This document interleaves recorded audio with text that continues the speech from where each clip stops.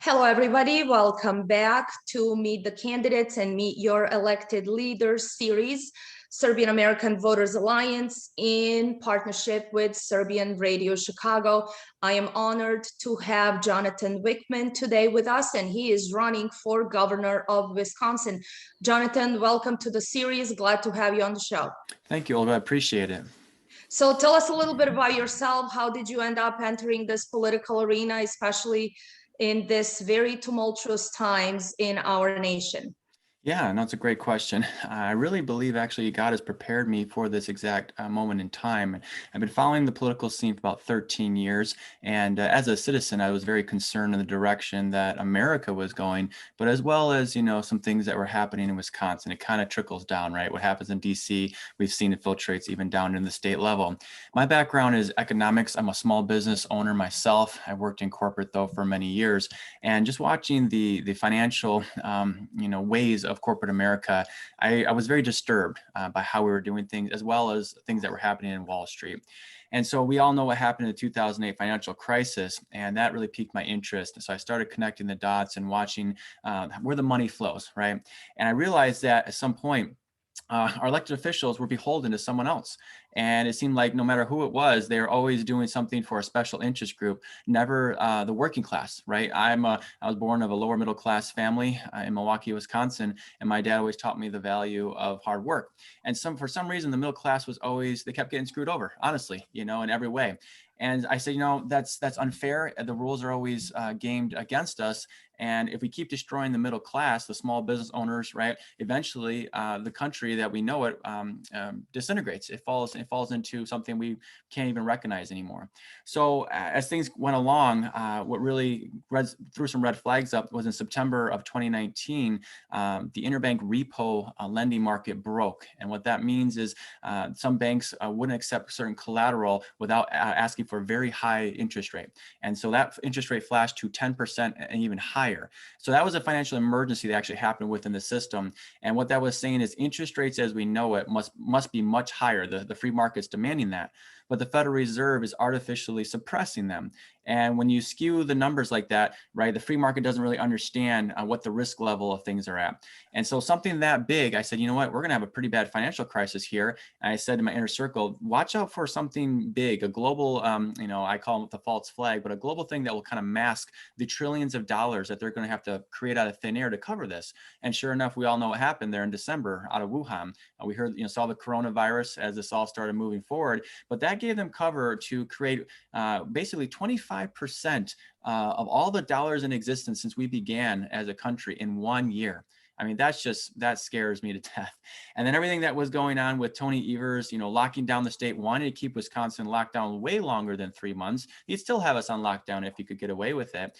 Just shows the intent from the radical left to really destroy America and everything that we love and hold dear. And I said, enough is enough. I know what their game plan is. I know how to defeat them and defend the good citizens of Wisconsin. Let me get involved. So I formed a team and I started running for governor in March of 2020.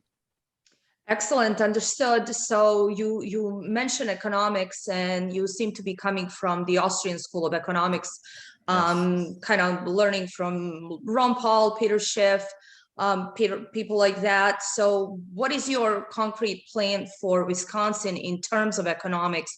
You mentioned balancing the budget, and that seems something that we as a country have a really hard time with doing. So how do we get to that level? How do you do that for Wisconsin? Through education, number one, and that was a big platform. So I'm sure you went through my campaign. You see all the hours and hours of videos and podcasts I put out. If we're going to have a fighting chance as a whole, in Wisconsin as a nation to turn this whole ship around, the voters have to be up to speed on what these real issues are and the points of attack. So the first step is really understanding the foundation of our monetary system, and that we are currently on a debt-based monetary system. So as long as you are on this kind of system, it's dishonest, really. You give certain select people at top levels a centralized banking system, as well as corrupt politicians, the ability to keep expanding. They actually have to keep expanding the currency supply. Otherwise, everything just folds right in. We have a stock market collapse, housing market collapse, all this collapse, right? So they have to keep expanding credit. That's how they keep the game alive.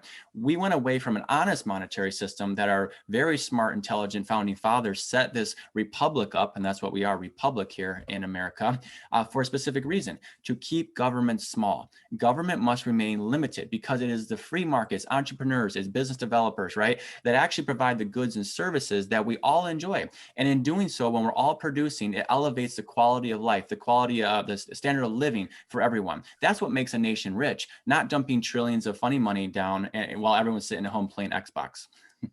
Well, so that's an interesting point. You are a small business owner. Many of Serbian Americans who actually live in Wisconsin, and very important state, Wisconsin, we've seen this in this past election, and Serbian Americans played a great role in actually tipping Yes, they did. those districts. But just in terms of economics again, and what we have seen this past year with COVID-19, small businesses being completely shuttered down. How do you think the state has handled that? And what is your plan to fix it? I mean, we see time and time again how important governors are. And we're looking at, for instance, I am here in Florida, we have Governor DeSantis versus you're on the cusp there with Illinois, Governor Pritzker, and then we've got New York situation. So what are your thoughts on how things have been handled in Wisconsin, and what are you thinking? How do we change that trajectory given that everybody's been shut down during COVID?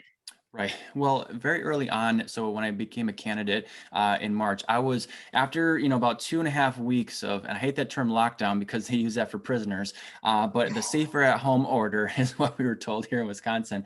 I quickly realized that, this virus that's happening, while it's deadly for some people, again, people are already compromised, people that are in their 80s, 70s, somewhere around there, the numbers really didn't alter too much if you looked at the honest data, too much more than a regular seasonal flu. The norm that we had from that. So we realized it was a pretense or a cover for a Marxist agenda that they're trying to implement in this country. I said, we got to get out of this. We got to open up now, because I knew the longer we stay shut down, we were going to have supply chain issues that were going to break in a very real way. And they did. I'm sure you remember, we saw the stores starting to have gappy shelves.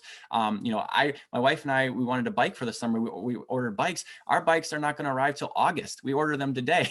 I mean, that's how backlogged the supply for bikes. Now, imagine if that was the case for real things that you need to survive, like food and energy. We see what happened here with the Colonial Pipeline, right? So no, it was a disaster. And I was publicly coming out, hey, we need to open up Wisconsin again. It took a lot longer than I was hoping for. A lot of sluggishness inside of in Madison, on both Republican and the Democrat side. And everyone was just paralyzed with fear. See, when everyone is paralyzed by fear, your mind shuts down, the critical thinking shuts down, and you can't really work through the issue at hand. So I realized everyone was suffering from paralysis.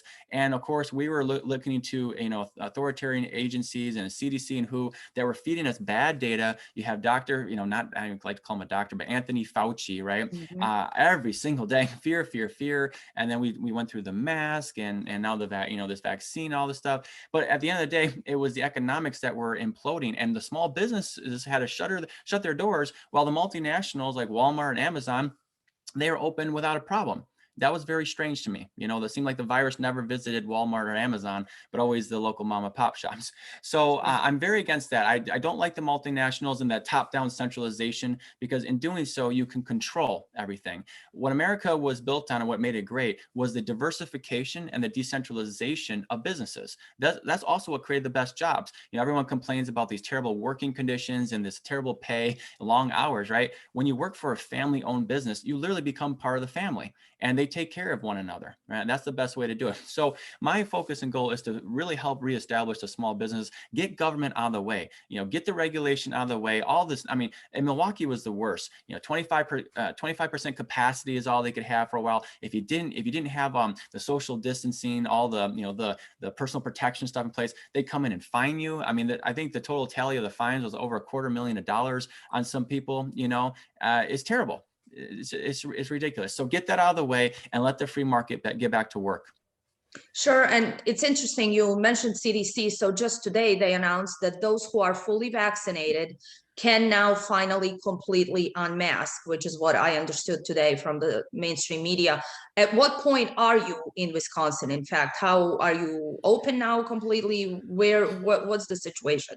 Yeah, so it was a tough battle. I used my base at the time to put a lot of pressure publicly on our representatives inside of Madison. We do have a little bit of a majority there with the Republicans inside, so that made a little bit easier, even with Tony Evers, who's a Democrat governor, as the roadblock. But what happened was for the lockdowns, we were able to, thank God, through the Supreme Court, put that to rest. So we were able to open Wisconsin back up. Of course, you have places like Madison, Milwaukee, they were trying to impose their own regulations and still keep things closed. They're trying to do that capacity thing, right? So they couldn't 100% close them, but they said you can only be up to open 25%, capacity. So that's still a shutdown. I don't know too many restaurant owners and bar owners that can function off a 25%, capacity rate. So then we went to the mask mandate.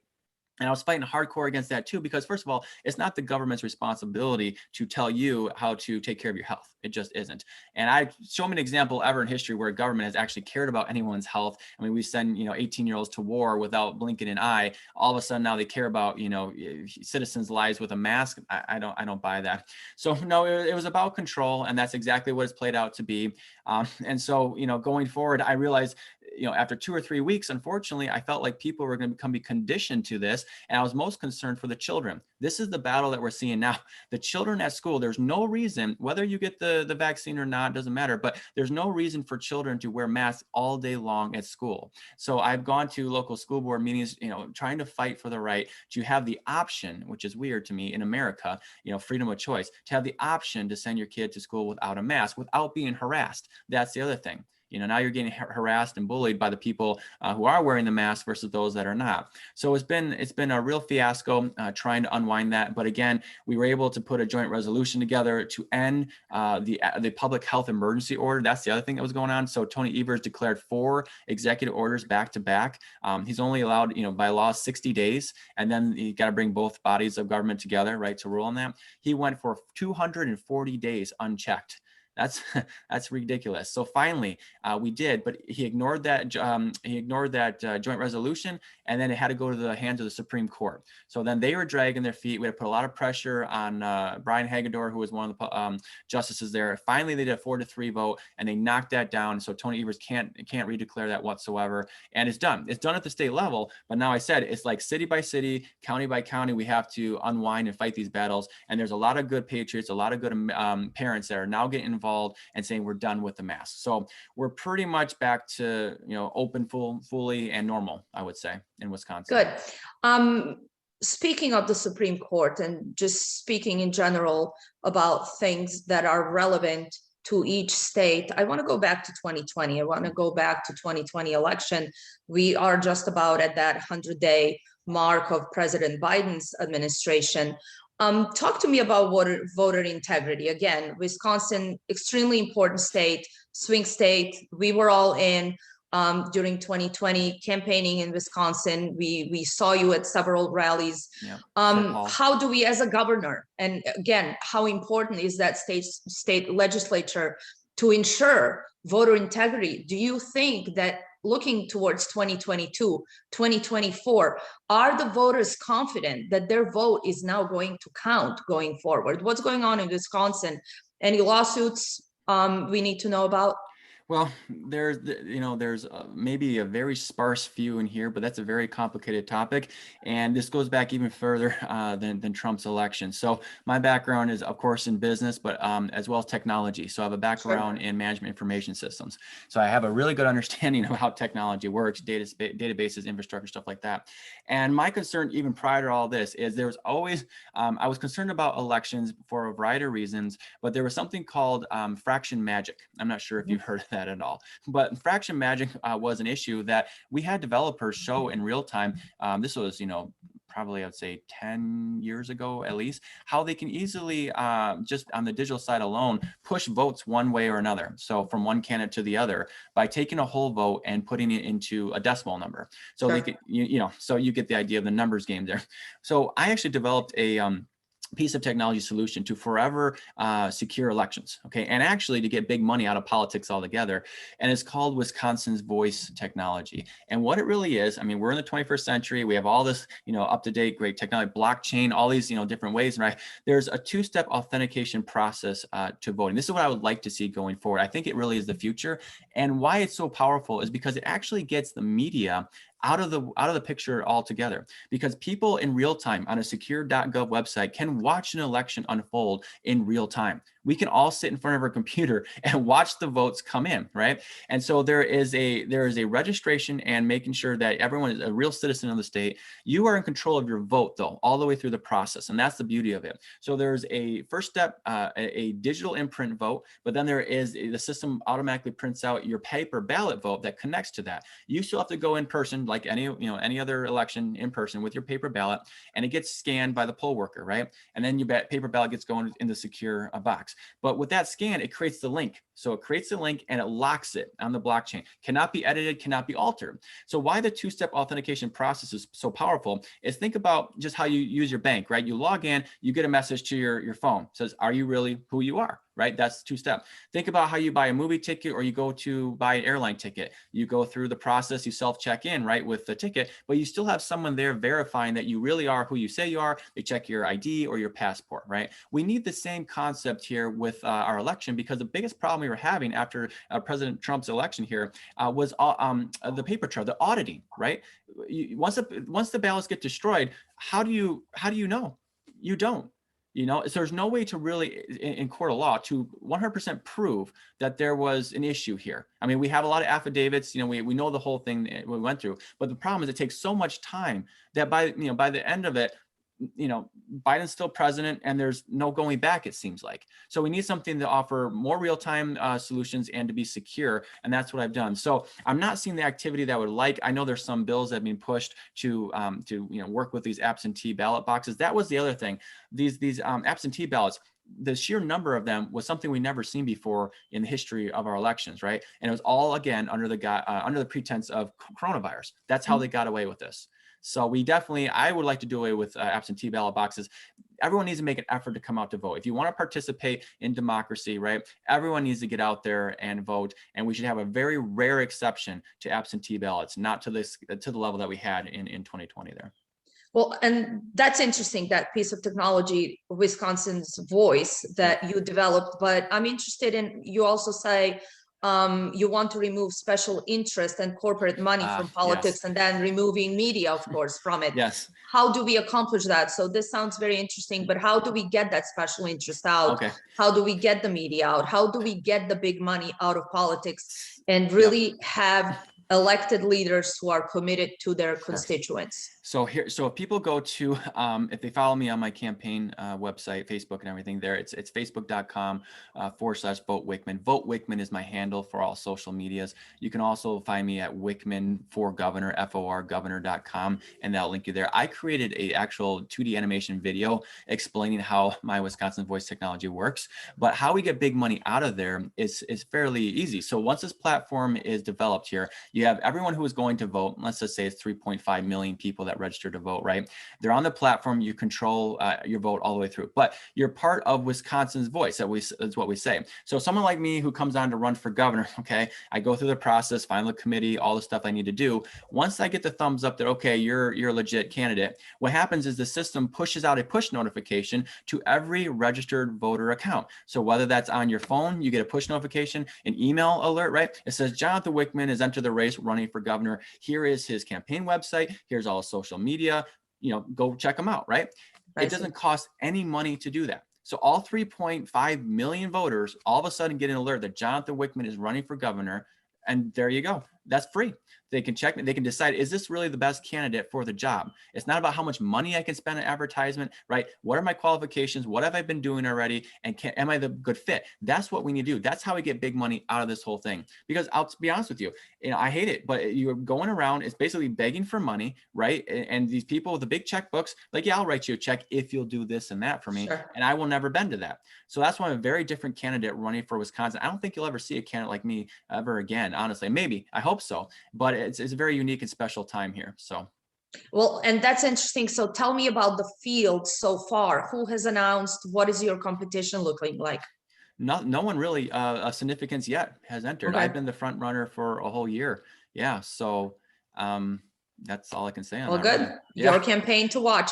Now, talk to me about big cities. You mentioned something that is also very dear and near to my heart. I come from the background of Mm. transnational crimes, and you mentioned sex trafficking, especially in Milwaukee. So talk to me about that. It is something that you have stressed a lot through your campaign. What is going on in Milwaukee, and how do we protect our children and essentially our borders? We know what's going on our southern border right now. We have chaos there. How do we protect from this almost also pandemic? We have an opioid crisis, we have Yeah. sex trafficking, we have all kinds of crimes just dwelling through our nation. Mm-hmm.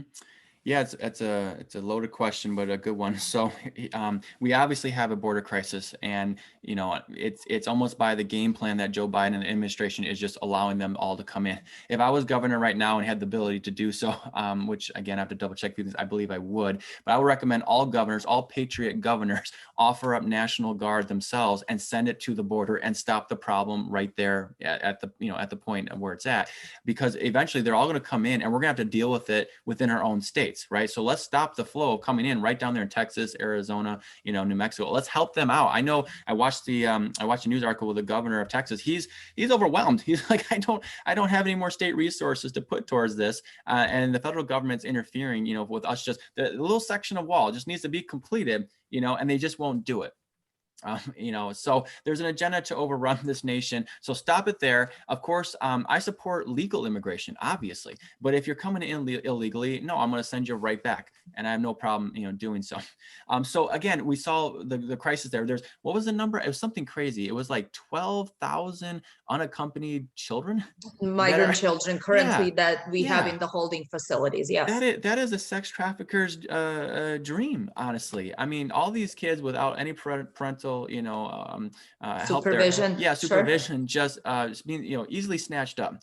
So working with agencies like Exploit No More, that's one out of Milwaukee. They're very much on the ground level, and it's a very complex situation when you get into sex trafficking. These women, sometimes they're afraid, to leave. They go to the authorities, but then of course the authorities kind of like shun them as if they're used goods, right? They're not credible, so they're like, they don't help them, right? So we need a good process to help get these women and children out of this terrible situation that they're in, and working with people on the ground level that are actually doing it for real and actually offering the real support and changing the stigmas and how we view the issue, right, will really go a long way in helping clear this up. Also taking the monetary incentive away from this. A lot of it's directly incorporated with drugs. There's drug cartels. There's other things going on there as well. But it's a big business. It's $1 billion plus business, multi-billion actually. Multi-billion. Yeah, and it's a black stain on humanity. I am a Christian, so it's a black stain on humanity, that as well as abortion. It's just a terrible mark on humanity as a whole, and we need to stop it. So. One thing you are also very vocal about, you are pro Second Amendment. Mm-hmm. How do you see the nation maintaining that fundamental right, given what we hear from the administration and given what we've learned from many on the left? You are pro Second Amendment. What are your thoughts on that, especially for a state like Wisconsin? Yeah, our founding fathers in the Constitution were very clear about our right to bear arms, and they even added "shall not be infringed." Okay, so that means by no one can infringe. Even so, we have an illegal administration that's trying to push communists on this country. Even if they say we want your guns tomorrow, the mandate is that no one give up your guns. Period. Sometimes this is just a game, a battle of the mind. That's all it is, a mentality, right? So if you're going to keep giving in and keep giving ground inch by inch, they will take it from you. So I'm of the belief that I'll never give up my guns, no matter what the order is, no matter how many fines they send my way. I will never give up the right to defend myself, because if we do, we see history time and time again show us the terrible things that governments do to their own people, right? It ends very badly for everyone, and you become in a very real sense slaves to the state.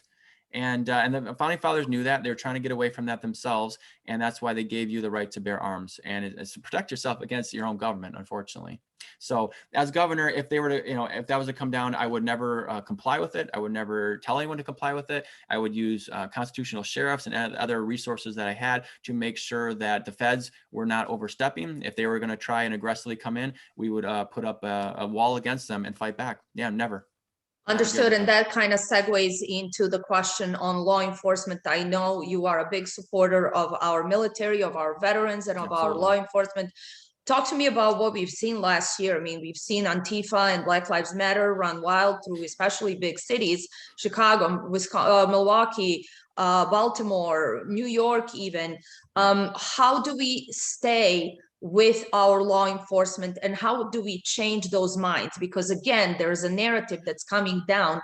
Law enforcement is bad. It's a blanket statement.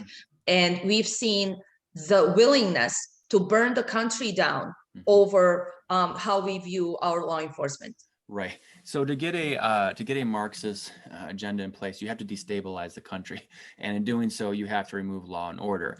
So if you really look at the origins and you follow the money of Antifa and BLM, there is a lot of money that gets funneled into those organizations, and these paid protesters, right? They get shipped all over the country to these hotspots, and then you have the amplification of the problem with the media. So the media really inflames. They always show just a little blip or one side, which ignites, all this emotion, right? Again. And so then of course the attention turns on to all, this one police officer, this one bad cop. And then all of a sudden it's stigma to everyone, all cops are bad, right? And so they keep pushing this narrative. It's not the case whatsoever. And I feel very much so for police officers, because they are burnt out. I get messages all the time into my inbox through my campaign page on Facebook telling me how, officers like, I'm ready to retire. I'm going to quit. I'm looking for a new job. I'm not being supported, right? I'm the bad guy. And they don't, honestly, at the lower level, they don't get paid enough to deal with what they're dealing with. They just don't. So that's why I went to a lot of back the badge events, and just, anytime I see an officer on the street, I say, thank you, hang in there. Help is on the way. I'm coming. I have your back in 2022, right? But first thing is we got to cut off the money supply. So it's a known fact that George Soros is funneling tons of money into BLM and for a certain agenda. So we need to declare him actually as a terrorist of America and cut off the funding. I'm serious. I'm very serious. But if we don't get these problem people out of the way, they will keep harassing us forever until the Republic of America has fallen. And as a good patriot, Christian, person here, I will not allow that. So I will stand up and fight forever to make sure that we maintain our freedoms. So we have to keep law and order. Can we do better in policing? Sure. I think, unfortunately, the times that we live in, we need to have body cams on all police officers. We just do. So we need to make the investment and have the body cams so we have that visual evidence of every interaction to make sure that how they're interacting with people is lawful and just. And again, 99% of the time it is. As we look back at all these cases that the media has blown up, right? If you really look into their history, they have criminal records. They already had warrants out. They were not, good guys. They were not upstanding citizens, right? And again, with Jacob Blake, he pulled a knife out. He had a knife in his hand. How do you not consider that a threat level? It's a threat level, right? So that, yeah, absolutely support the badge, and we need to make sure law enforcement gets relief. Honestly, they need relief.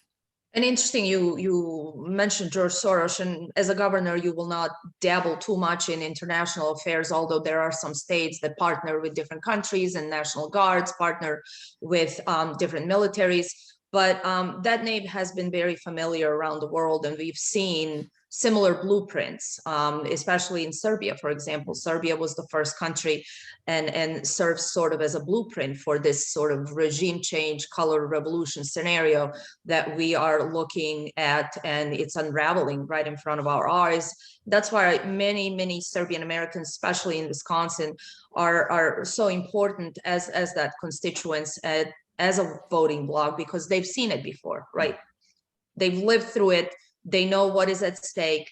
And that is why we are looking to back the people who understand this and who will fight against it. And you seem like one of those great candidates. Anything else you want to share with our listeners and viewers? Yeah.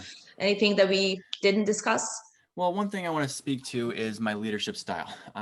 What I believe in is don't ask something of someone else that you won't do yourself. So I'm very much a hands-on approach, getting the battle, right? And that's what I did last year. So I was at the rallies, protesting the lockdowns that were unconstitutional lockdowns. I was fighting again through the mask mandates. I've served as oversight and showing where we need to fight back, all right, how the enemy is attacking us, laying out their strategy. That's really my style in leadership. No other candidate will be able to say that coming into the race and going into 2022. I truly am the only Republican candidate that can say that, and hopefully, that counts for something and that goes a long way. I'm even going to school boards personally and testifying and trying to put pressure on them to drop this mask mandate, for the sake of the parents. So I'm very active and very involved. I don't sit behind the camera or the internet as some people might think. I actually get out in the field and work to defend our freedoms, right? Just like I was at Serp Hall, defending Trump through all that, and we know what went down there. But yes, yeah, with Sheriff Clark, we were there Sheriff together. Clark, exactly. So That was an interesting rally. It was, and you saw the health department thinking that they, had some authority and power and trying to shut it all down. That we don't need that, right? We got to get back to rule of law. We got to check these agencies, say, hey, you serve a very small role, but you cannot overstep.